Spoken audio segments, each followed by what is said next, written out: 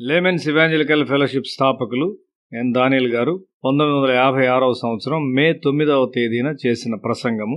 మొదటి దినవృత్తాంతముల గ్రంథము 22వ అధ్యాయం 16వ వచనం. లెక్కింపలేనంత బంగారమును, వెండియు, ఇత్తడియు, ఇనుమును నీకున్నవి, కాబట్టి నీవు పని పూనుకొనుము, యెహోవా నీకు తోడుగా ఉండునుగాక. మందిరమును కట్టుటలో సొలొమోను తన తండ్రి నుండి ఆదేశాలను పొందుచూ ఉన్నాడు. కావలసిన బంగారం, వెండి, ఇత్తడి తన తండ్రి సమకూర్చాడు. దావీదు స్వయంగా మందిరాన్ని కట్టాలని కోరాడు గాని అతడు చాలా యుద్ధాలు చేశాడని, ఎక్కువ రక్తము చిందింపబడినందున అతడు తగినవాడు కాదని దేవుడు చెప్పి ఉన్నాడు. అతని కుమారుడు మందిరమును కట్టును. సొలొమోను ఎంతో జాగ్రత్తతో మందిరాన్ని కట్టవలనని దావీదు హెచ్చరించాడు. అతడు యవనస్తునిగా ఉన్నప్పుడు సొలొమోను ప్రార్థించాడు మరియు ప్రజలను న్యాయముగా పరిపాలించుటకైన జ్ఞానమును బహుమానముగా దేవుని నుండి పొందాడు. తన తండ్రి సిద్ధపాటు సంతృప్తికరమైనది, కానీ మందిరమును, ప్రజలను, తన కుటుంబమును మరియు తన స్వంత శీలమును కట్టుటకు సొలొమోను సిద్ధపాటు తగినంతగా లేదు. నీవు ఒక సంఘాన్ని కట్టొచ్చు, దాన్ని చేయుట సాధ్యపడొచ్చు కూడా. అయితే నీ కుటుంబాన్ని మరియు నీ శీలాన్ని కట్టుటకు నీకు సాధ్యం కాకపోవచ్చు. క్రైస్తవ్యము ప్రతి భాగమునకు చెందిన భక్తి ఒక్క ప్రసంగ వేదిక భక్తి కానే కాదు. ఒకడు ఒక మంచి ప్రసంగం చేయవచ్చు గాని తన జీవితమే ఒక ప్రసంగమని అతడు తెలుసుకొనవలసి ఉన్నాడు. ఈ రెండు ప్రసంగాలు ఒకదానికి మరి ఒకటి విరుద్ధంగా ఉండకూడదు. సొలొమోను సగం సిద్ధపాటుతో మాత్రమే ఉన్నాడు. జీవిత ఎడారి గుండా అతడు చేయు ప్రయాణం కొరకు అతడు సగం భత్యం మాత్రమే తీసుకుంటున్నాడు. అటువంటి పరిస్థితిలో ఎడారి మధ్యలో ఆహారపు కొరత వచ్చి నాశనమవుతారు.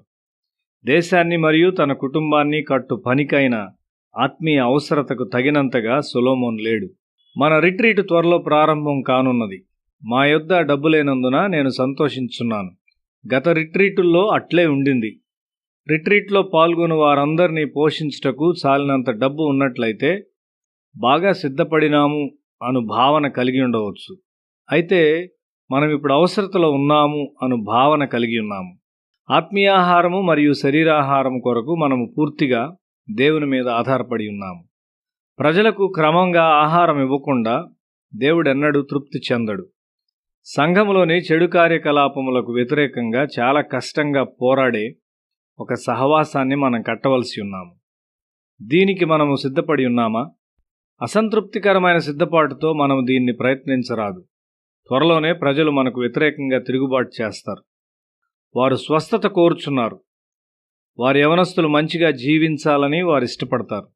మంచి కాపర్లు కావాలని వారు ఇష్టపడతారు. అయితే వరకట్నము మరియు బంగారాన్ని ప్రేమించుటను గూర్చి వ్యతిరేకంగా నీవు మాట్లాడబోచున్నట్లయితే వారు నిన్ను బయటకు త్రోసివేస్తారు. ఈ విషయాలకు వ్యతిరేకంగా మాట్లాడటకు మేము ఇప్పుడు ప్రారంభించాం కానీ మనము అంతం వరకు వెళ్ళగలమా?